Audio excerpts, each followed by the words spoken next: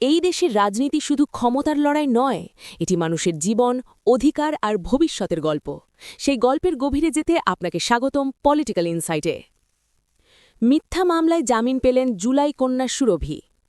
জুলাই গণ অভ্যুত্থানে অবিস্মরণীয় ভূমিকা পালনকারী ১৭ বছরের কিশোরী তাহরিমা জান্নাত সুরভির বিরুদ্ধে হয়রানিমূলক মিথ্যা মামলা দায়ের ও তদন্ত ছাড়াই তাকে রিমান্ডে পাঠানোর ঘটনায় দেশব্যাপী ব্যাপক প্রতিক্রিয়ার সৃষ্টি হয়েছে। বিভিন্ন মহলের ব্যাপক ক্ষোভের পর সন্ধ্যায় আদালত তার জামিন মঞ্জুর করেন। সোমবার দুপুরে গাজীপুর সিনিয়র জুডিশিয়াল ম্যাজিস্ট্রেট আদালত সুরভিকে রিমান্ডে পাঠানোর আদেশ দেন। একই দিন সন্ধ্যায় আবার রিমান্ড বাতিল করে জামিন মঞ্জুর করেন।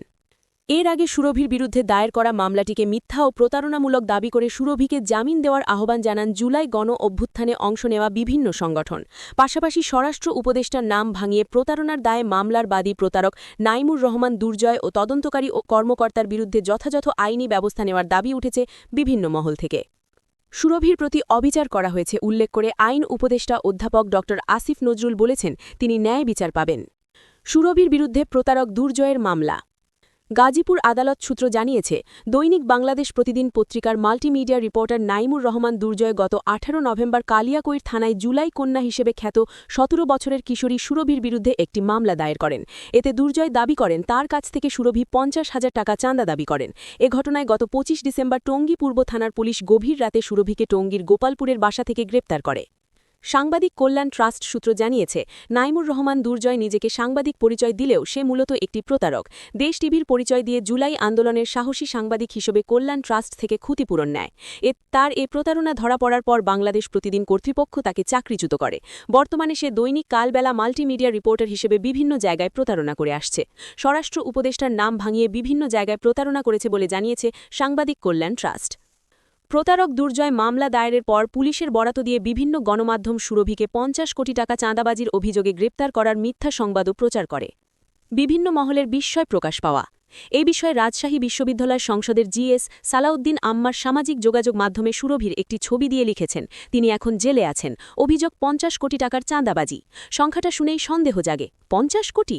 এই দেশেই যেখানে হাজার হাজার কোটি টাকা লুট হয় কাগজে কলমে, সেখানে একজন জুলাইয়ের রাজপথে থাকা তরুণীর বিরুদ্ধে হঠাৎ করে এমন অঙ্ক, এটা কি সত্যি বিচারিক অনুসন্ধানের ফল নাকি ভয় দেখানোর রাজনৈতিক সংখ্যা?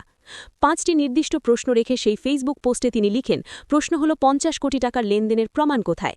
Bank transfer, mobile financial trail, সাক্ষী, নাকি শুধু অভিযোগ আছে? এই এক লাইনের ওপর ভর করেই জেল। আদালতের রিমান্ড মঞ্জুরের পর ব্যাপক সমালোচনার ঝড় বয়ে যায় সামাজিক যোগাযোগ মাধ্যমে। পাশাপাশি কথিত সাংবাদিক দুর্জয়ের বিভিন্ন অপরাধ, প্রতারণা ও অপকর্মের বিবরণ বেরিয়ে আসতে থাকে সামাজিক যোগাযোগ মাধ্যমে। সব শ্রেণী পেশার মানুষ দুর্জয়ের গ্রেপ্তার ও দৃষ্টান্তমূলক শাস্তির দাবি জানান।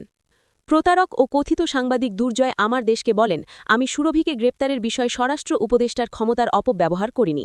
উপদেষ্টার নামটিও কারো কাছে বলিনি। পুলিশ মামলার গুরুত্ব বিবেচনা করেই ব্যবস্থা নিয়েছে। এক প্রশ্নের জবাবে দুর্জয় বলেন, আমি ৫০,০০০ টাকা চাঁদাবাজির অভিযোগে মামলা করেছি। ৫০ কোটি টাকা চাঁদাবাজির সংবাদ প্রকাশের ক্ষেত্রে আমি কোনো ভূমিকা রাখিনি। নিউজগুলো কে, কোথা থেকে, কিভাবে ও কেন করল আমি বুঝতে পারিনি। ৫০,০০০ টাকার চাঁদাবাজির মামলায় ৭ দিনের রিমান্ডের আবেদন কোনো স্বাভাবিক ঘটনা কিনা? পুলিশ কেন এ আবেদন করল? এমন প্রশ্ন ছিল দুর্জয়ের কাছে। তবে এই বিষয়ে তিনি কিংবা থানা কর্তৃপক্ষ কোনো মন্তব্য করতে রাজি হননি। এই বিষয়ে আইন উপদেষ্টা অধ্যাপক ড আসিফ নজরুল নিজের ভেরিফাইড ফেসবুক পেজে লিখেছেন, সুরভির বিষয়ে বিস্তারিত খোঁজ খবর নিয়েছি, ইনশাআল্লাহ তিনি দ্রুত প্রতিকার পাবেন। রাজনীতি বদলায়, কিন্তু সত্য জানার অধিকার বদলায় না। সেই অধিকার রক্ষার চেষ্টায় পলিটিক্যাল ইনসাইট। আবার দেখা হবে। ভিডিওটি ভালো লাগলে লাইক দিন, আপনার মতামত কমেন্টে জানান।